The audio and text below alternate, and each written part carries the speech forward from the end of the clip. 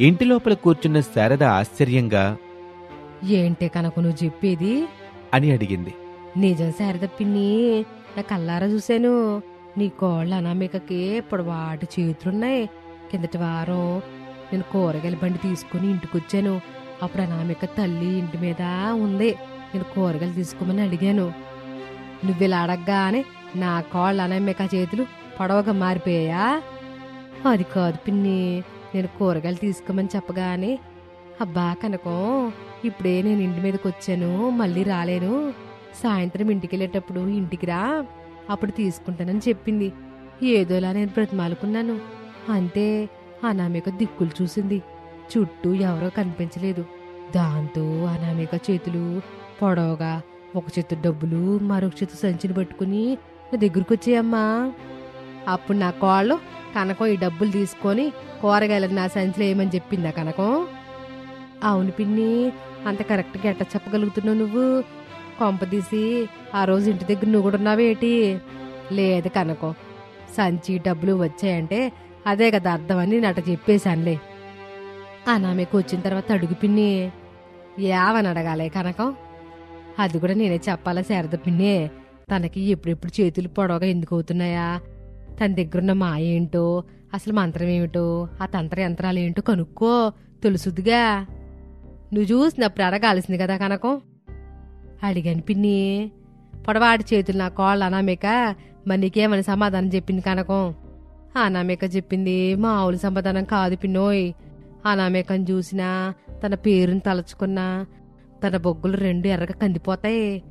కావాలంటే చూడండి, ఇప్పుడు నేను అనామిక పేరుని తలుచుకున్నాను గదూ, నా బొగ్గులు చుట్టూ ఎట్ట కందిపోయి ఉన్నాయో అని కనకం తన బొగ్గల్ని చూపిస్తుంది. ఎర్రగా కందిపోయుంటాయి. చూశారు కదా పిన్ని, నేను అడిగినందుకు వచ్చిన సమాధానం.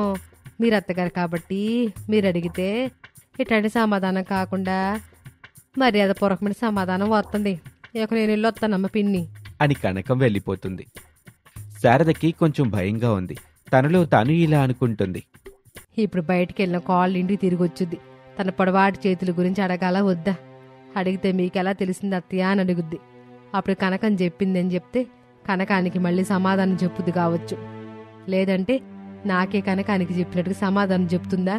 ఎందుకు వచ్చిన తలనొప్పి అని శారద అనుకుంటూ బయటకు వెళ్లిన కోడలు అనామిక కోసం ఎదురు చూస్తూ ఉంటుంది. సమయం అలా గడిచిపోతూ ఉంటుంది. అప్పుడు అనామిక చెరువుగట్టున కూర్చుని గాలంతో చేపలు పడుతూ ఉంటుంది. ఈ చెరువులోనే ఏం పుట్టింది? నా పిల్లలు మమ్మీ ఈ చేపల కూర చేయవా? ఎందుకో చేపల కూర తినాలనిపిస్తుంది. లంచ్ వరకు ఇంటికి వస్తాం, మాకు చేపల కూర చేసి పెట్టమని చెప్పి స్కూల్కి వెళ్ళిపోయారు. నేను చేపల కోసం వచ్చి గంట అయింది, ఇంతవరకు ఒక్క చేప పడలేదు అని అనుకుంటూ ఉండగా చెరువులో చేపలు కదులుతూ ఉంటాయి.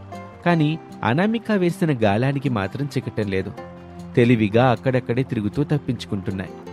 అనామికకి కోపం వచ్చింది. చుట్టూ చూసింది. ఎవరూ కనిపించలేదు. అంతే, అనామిక కళ్ళు మూసుకొని ఒక మంత్రం చదివి కళ్ళు తెరిచింది. అనామిక చేతులు పొడవుగా సాగుతూ చెరువులోకి వెళ్తాయి. నీళ్లలో కదులుతున్న చేపల్ని పట్టుకుంటాయి. అక్కడ ఉన్న నీళ్ల బుట్టలో ఆ చేపల్ని వేస్తూ ఉంటుంది. ఎవరు నా పొడవాటి చేతులు చూడడం లేదు కదా అని అనామిక దిక్కులు చూస్తూ ఉంటుంది. ఎవరూ కనిపించటం లేదు. కాని ఒక చెట్టు చాటుకు నిలబడి రైతు గంగయ్య ఆశ్చర్యంగా ఇదంతా చూస్తున్నాడు. వామ్మో, శారదమ్మ కోడలికి ఏవో మంత్రాలు వచ్చినట్టున్నాయి. తన చేతులు రెండు పొడవుగా సాగిపోయి చెరువులోకి వెళ్ళిపోయి చేపలను బట్టి బొట్టలో వేస్తున్నాయి. ఎలాగైనా ఇదంతా శారదకి చెప్పాలి. మాటల్లో చెప్తే శారదమ్మ నమ్మదు, మనల్ని కొట్టుద్ది. ఫోన్లో రికార్డ్ చేసి శారదమ్మ నమ్మించాలి అని క్షణం కూడా ఆలస్యం చేయకుండా తన సెల్ ఫోన్లో రికార్డ్ చేస్తూ ఉంటాడు. అనామిక చుట్టుపక్కల చూస్తుంటే తన పొడవాటి చేతులతో చేపలు పడుతూ బుట్టలో వేస్తూ ఉంటుంది. గంగయ్య చేసినంత వరకు రికార్డ్ చేసి నెమ్మదిగా అక్కడి నుంచి తప్పుకుంటాడు. కొంత సమయం తర్వాత అనామిక చేతులు తిరిగి మామూలు చేతులవుతాయి. చేపలతో నిండిన బుట్టని తీసుకుని అక్కడి నుంచి వెళ్ళిపోతుంది. ఇంటి దగ్గర శారదా ప్రసాద్ ఇద్దరూ మాట్లాడుకుంటూ ఉంటారు. నీకు పిచ్చి పట్టింది శారదా, మన కోడలికి పొడవాటి చేతులుండడమేంటి? నేను నమ్మలేదండి. కనకం వచ్చి చెప్పింది. కావాలంటే నన్ను కోడలను అడగమని చెప్పింది. అడిగితే కోడలో ఎట్టా స్పందించొద్దని తెలియలేదని చెప్పా. అందుకే మీ అభిప్రాయాన్ని అడుగుతున్నా. చెప్పండి, అడగమంటారా వద్దా? ఇందులో ఆలోచన చేయడానికి ఏముంది శారదా? కోళ్ళ, ఊరి వాళ్ళు నీకిలా పొడవాటి చేతులున్నాయని చెప్తున్నారు. అది నిజమెంత అబద్ధమెంత అని తెలుసుకోవడానికి అడుగుతున్నానని చెప్పు. అప్పుడు కోళ్ళేం చెప్తుందో విను. వినడానికి నేను ఎక్కడ ఉంటాను చెప్పండి. నేను ఇలా అడగగానే అలా తన పొడవాటి చేతులతో నా పేక గట్టిగా నొక్కేద్ది.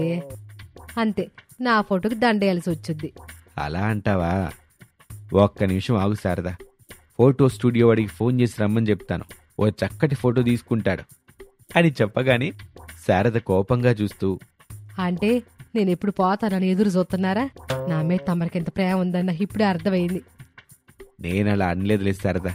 నా ఉద్దేశం నువ్వు సరిగ్గా అర్థం చేసుకోలేకపోతున్నావు ఇప్పుడు బాగానే అర్థమైందిలేండి అని శారద కన్నీళ్లు పెట్టుకుంటూ ఉంటుంది. అదంతా సర్లే గాని శారదా, ఇప్పుడు మన కోళ్ళ అనామిక ఎక్కడికెళ్ళింది? చేపలు పట్టుకురావడానికి చెరువు దగ్గరికి వెళ్ళింది. అయితే ఇదే మనకి మంచి అవకాశం. కోడలు చేపలు తీసుకొని ఇంటికొచ్చేసరికి మనం పడుకుందాం. అప్పుడు కోడలు తన పొడవాటి చేతులతో చేపల్ని క్లీన్ చేస్తా ఉంటది. నెమ్మదిగా మనం చూడొచ్చు. తెలివి ఉండి మాట్లాడుతున్నారో తెలివి లేకుండా మాట్లాడుతున్నారో అర్థం కావట్లేదండి.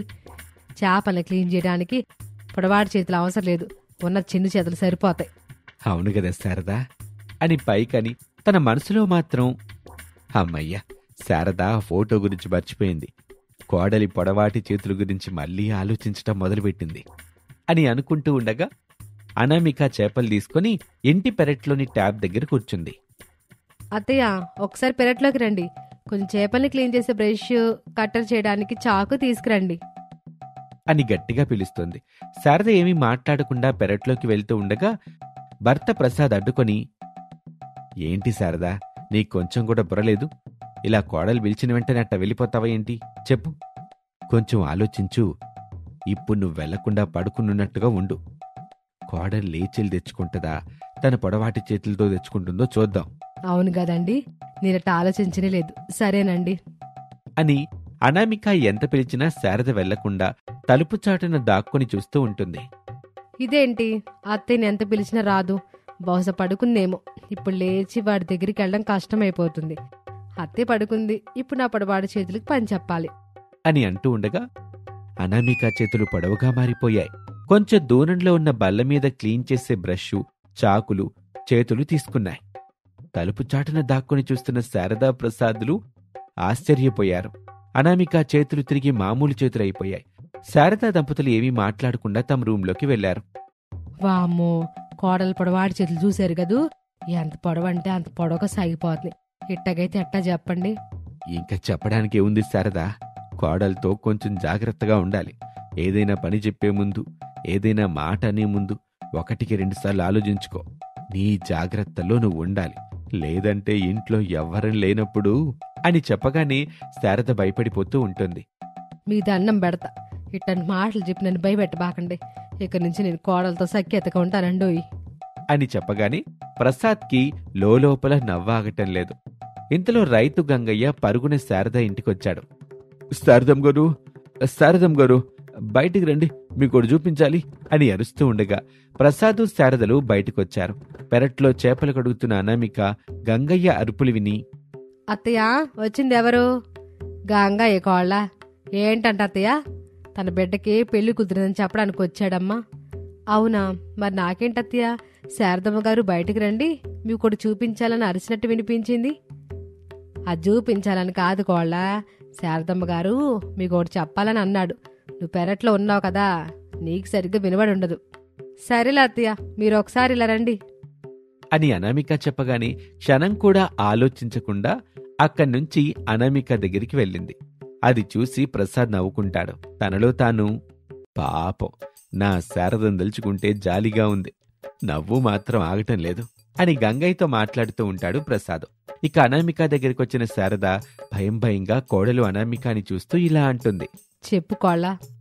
అత్తయ్య, ఆ గంగయ్యతో మామయ్య గారు మాట్లాడతారు, కొంచెం ఈ చేపల్ని సరిగ్గా కడిగివ్వండి. అయ్యో కోళ్ళ, చేపలను కడిగి నేనే స్వయంగా చేపల కూర చేసి పిల్లలు వచ్చాక తినిపిస్తా. నువ్వు చేపలు పట్టడంలో బాగా అలసిపోయి ఉంటావు, వెళ్ళి విశ్రాంతి తీసుకో అని శారద ప్రేమగా అనగానే అనామిక తనలో తాను, తలుపు పక్కన నిలబడి నా పొడవాటి చేతులు చూసి భయపడినట్టుంది మా అత్తయ్య. ఇక నుంచి మా అత్తయ్యకి భయం, నాకు మాత్రం ఖర్చు లేని ఎంజాయ్మెంట్ అని సంతోషపడుతూ తన గదిలోకి వెళ్తుంది. ఇది ఇవాల్టి కథ. మరొక ఆసక్తికర కథలో మళ్ళీ కలుద్దాం. అంతవరకు సెలవు. నమస్తే. తల్లిలేని అనామిక ఒక చెట్టు కింద సమోసాలమ్ముకుంటూ తాగుడికి అలవాటు పడిన తండ్రిని పోషించుకుంటూ జీవనం సాగిస్తూ ఉండేది. సమోసాల పిచ్చి ఉన్న శారద రోజూ సాయంత్రం అనామిక సమోసాల బండి దగ్గరికొచ్చి ఇష్టంగా 2 సమోసాలు తిని సంతోషంగా డబ్బులిచ్చి వెళ్తుండేది. దాంతో శారద అనామికలకి మంచి స్నేహం ఏర్పడింది. హాయ్ అను అని పలకరించేది. అనామిక నవ్వుతూ హలో ఆంటీ అంటూ బదులిచ్చేది. అను, నన్ను నువ్వు ఆంటీ అని పిలవడం ఏం బాగోలేదు. అలాగని శారద అని పేరు పెట్టి పిలవలేను కదా ఆంటీ. అదిగో మళ్ళీ ఆంటీ అంటావు. ఆంటీ అంటే అత్తయ్య అని అర్థం వచ్చుద్ది కదా. అవునంటీ. అయితే ఇక నువ్వు నన్ను అత్తయ్య అని పిలు. నేను నిన్ను ప్రేమగా అను అని పిలుస్తాను. దాంతో మనం మరింత ప్రాణ స్నేహితులు అయిపోతాంగా. సరే అత్తయ్య. అబ్బా, అత్తయ్య అనే పిలుపు ఎంత కమ్మగా ఉందాను. నాకు 2 సమోసాలు ఇయ్యమ్మా అని చెప్పగానే అనామిక 2 సమోసాలు వేసిస్తుంది. శారద సంతృప్తిగా తిని నిజం చెప్పనాను, నీ చేతిలో ఏదో మహత్యం ఉందమ్మాయి. మహత్యం లేదు, మంత్రం అంతకన్నా లేదత్తయ్య. నీకు నీ చేతులు ఎలా ఉన్నాయో నాకు కూడా నా చేతులు అలాగే ఉన్నాయి అత్తయ్య. ఇందులో మాయ లేదు, మర్మం లేదు. మహత్యమైతే అంతకన్నా లేదండి. నువ్వెన్నైనా చెప్పానామేక, నువ్వు చేసే సమోసాలదేంటంటే అమృతం తిన్నట్టుండే. అసలు ఎంత బాగున్నాయో తెలుసా అనామిక? అదంతా మీ అభిమానం అత్తయ్య. అవునను, నాకు నువ్వు చేసే సమోసాల రుచి మాత్రమే తెలుసు. మీ కుటుంబం గురించి తెలీదు. మీ అమ్మగాని, మీ నాన్నగాని, అన్నయ్య గాని ఎవరో ఇన్ని రోజుల్లో రాలేదు. అసలు ఇంతకీ వాళ్ళు ఎక్కడున్నారు అని శారదడగ్గానే అనామిక కన్నీళ్లు పెట్టుకుంటూ అత్తయ్య, నాకమ్మ లేదు. నేను చిన్నప్పుడే చనిపోయింది మా అమ్మ. ఇక నాన్న ఉన్నాడు. ఎప్పుడు చూడండి తాగుతానే ఉంటాడు. బాధ్యత లేకుండా తిరుగుతాడు. ఎంత తాగినా రాత్రి అయిన తర్వాత తనకొక కూతురుందని, ఇంటి దగ్గర ఒంటరిగా ఉంటుందని గుర్తు పెట్టుకుని మరీ నాన్నింటికొస్తాడు. మన్నించు తల్లి అని చెప్పి ఇంట్లో ఉన్న మంచంలో పడుకుంటాడు. నాకు మా నాన్నకి నేను ఇద్దరం ఉన్నాం. సారీ అమ్మాను, నీ నవ్వానికెంత బాధ ఉందని అనుకోలే. ఇక నుంచి నేను నీకు సహాయం చేస్తాను. ఏ మొహమాట పడకుండా ఏం చేయాలో చెప్పు. నీకు అన్ని పనులు చేస్తానులే. నీకు నేను సహాయంగా ఉంటాను. నీకు నేనున్నానమ్మా. వద్దత్తయ్య, తమరు చాలా పెద్దవారు. అను, నీకెన్నిసార్లు చెప్పాలి? మనం ఫ్రెండ్స్, మన మధ్య స్నేహబంధం ఉంది.